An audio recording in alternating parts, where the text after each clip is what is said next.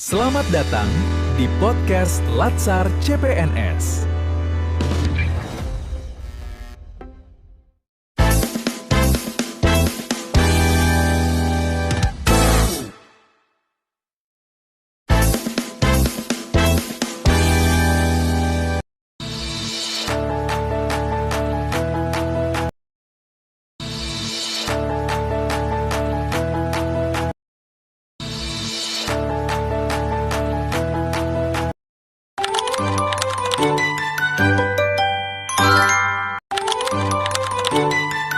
Halo teman-teman, selamat datang di podcast Dialog Kebangsaan. Saya Teresia Makadolang. Saat ini kita akan membahas tentang tema yang sangat penting, yaitu wawasan kebangsaan, bela negara, dan juga cinta tanah air.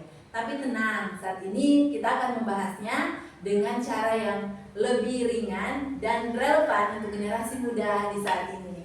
Tentunya saya tidak sendirian di saat ini. Ada hadir saat ini bersama saya dua orang narasumber yang berasal dari peserta Latsar CPNS tahun 2026 Kabupaten Kepulauan Sangihe. Nah, ada baiknya sebelum kita memulai, kita berkenalan dulu. Saat ini dipersilakan untuk kedua kakak narasumber. Di sini ada Kak Ropli dan juga ada Kak Bonando untuk memperkenalkan diri. Dipersilakan. Hai, perkenalkan nama saya Ropliani Hedimisa, peserta Latsar CPNS tahun 2026 Kabupaten Kepulauan Sangihe.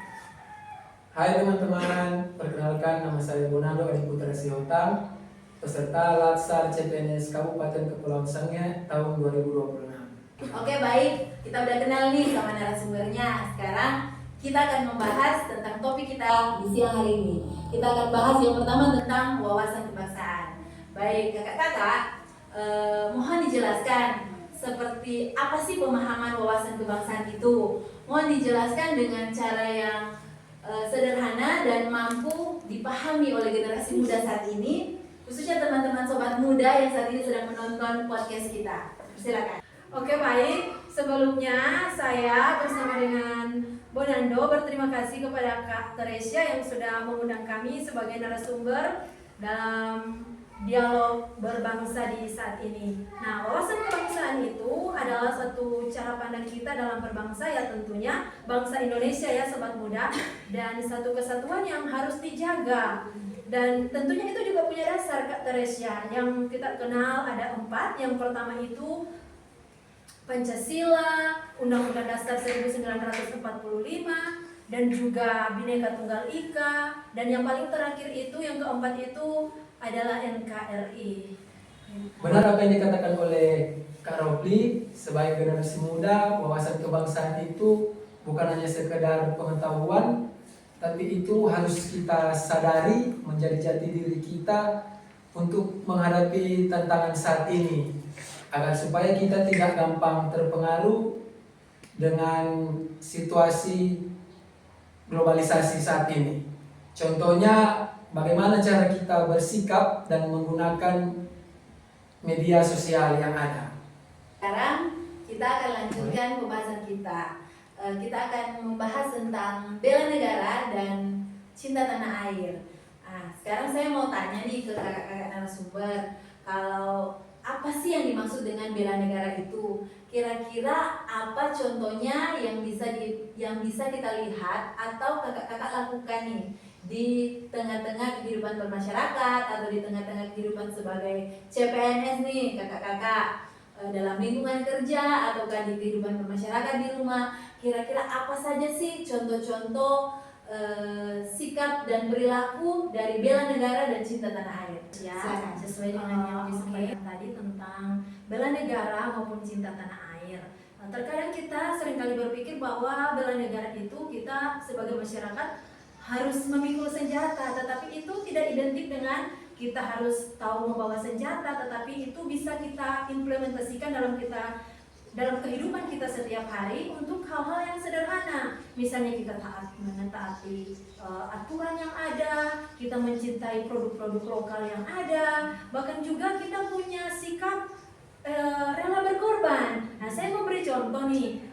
Sekarang di Kabupaten Kepulauan Sangihe kan lagi ada gempa bumi yang banyak sekali bangunan-bangunan yang rusak. Nah, sebagai masyarakat yang ada yang punya sikap rela berkorban, kita memberi diri kita, memberi waktu kita, bahkan juga kita bisa memberi materi kita untuk membantu para korban yang ada. Dan juga kita punya dasar bela negara itu, kita menjaga kesehatan fisik kita rajin berolahraga ya, seperti itu Kak Teresia. Atau seperti apa juga bisa ditambahkan oleh Kak Bonando?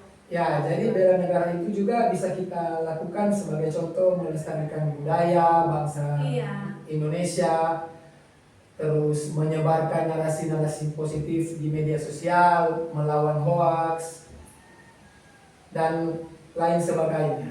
Oke, ada juga nih, kita juga harus saling menghargai. Kan banyak di luar sana yang tidak saling menghargai, contohnya dalam keagamaan, tetapi di dalam wawasan kebangsaan, bahkan juga bela negara, cinta tanah air ini, kita diajarkan bagaimana kita ini menghargai agama yang lain, kita saling menghormati satu dengan yang lain, supaya negara kita ini benar-benar menjadi negara kesatuan yang benar-benar berdasar pada Pancasila, kepada Undang-Undang Dasar yang seperti empat dasar yang sudah kita sebutkan di awal tadi, yaitu NKRI dan juga Bhinneka Tunggal Ika. Ya begitu Kak Teresia. Wah, semakin rupanya pembahasan kita di siang hari ini tentang bela negara dan cinta tanah air itu semakin menunjukkan seperti yang disampaikan oleh kedua narasumber kita, bahwa sebenarnya sikap bela negara dan cinta tanah air itu adalah sikap dan perilaku kita dalam menghadapi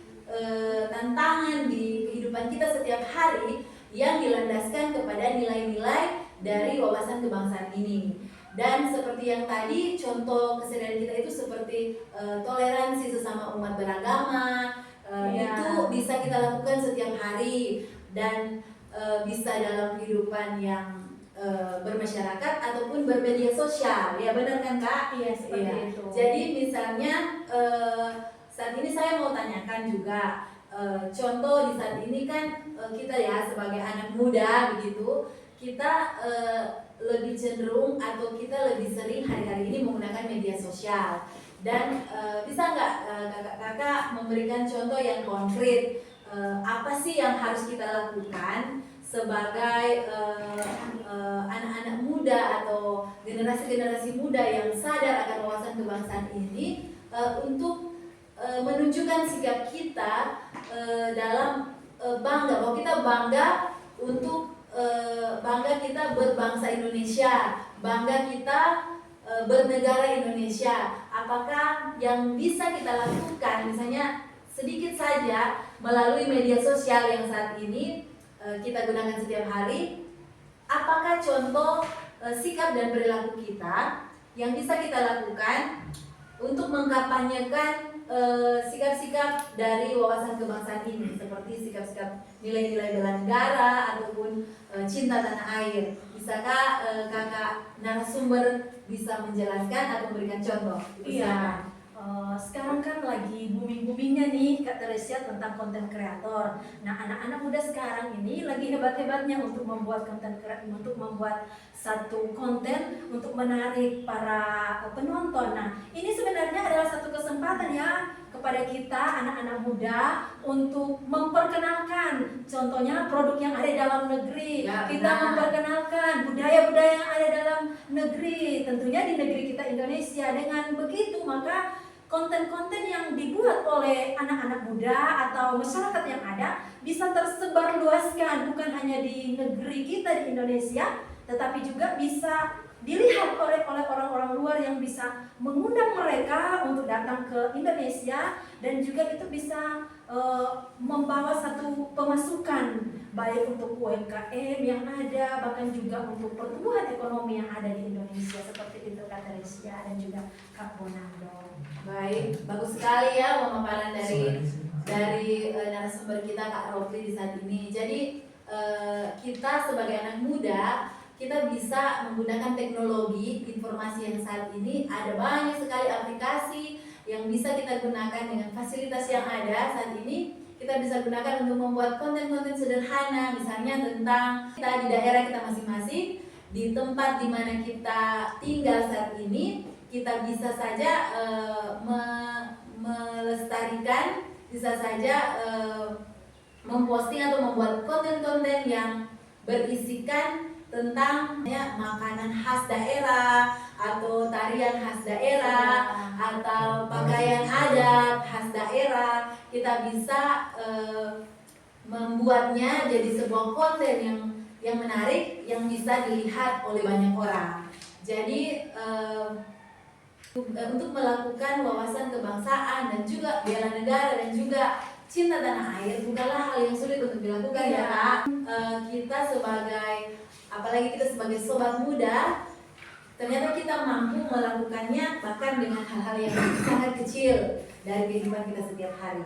Iya, dengan kita ya, contohnya di Kabupaten Sangihe ini, kalau kita melihat banyak budaya-budaya ya di Kabupaten Sangihe ini yang bisa kita kembangkan, yang bisa kita perkenalkan kepada dunia. Nah, dari pembelajaran yang sudah kita terima, dari apa yang sudah kita bahas tadi tentang wawasan kebangsaan, terus ada bela negara, ada cinta tanah air, kita sebagai anak-anak muda, sebagai CPNS yang ada di Kabupaten Sangihe ini, kita punya dasar yang kuat untuk memperkenalkan produk yang ada di Kabupaten Sangihe. Contohnya Mas Samper yang bisa dikenal oleh dunia, seperti apa yang telah disampaikan oleh Kak Teresia tadi.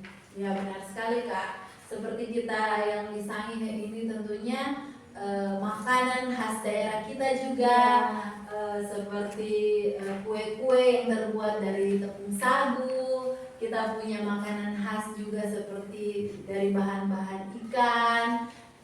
Itu akan mungkin bisa menambah nilai ekonomi. Iya. Jadi ketika kita memperkenalkan budaya-budaya kita ini, kita jadi saling dari daerah lain seperti itu, mereka boleh mengenal kita dengan kebudayaan kita yang di tempat ini seperti itu. Baik, luar biasa sekali pemaparan, pembahasan dan penjelasan dari teman-teman, dari kakak-kakak narasumber kita yang hadir saat ini.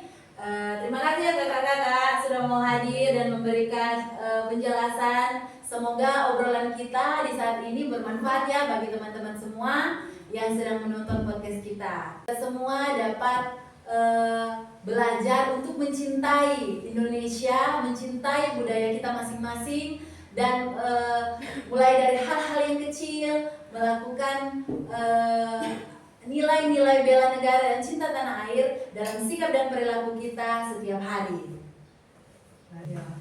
Baiklah, sampai jumpa lagi di episode-episode selanjutnya.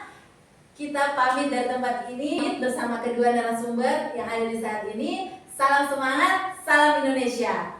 Bye.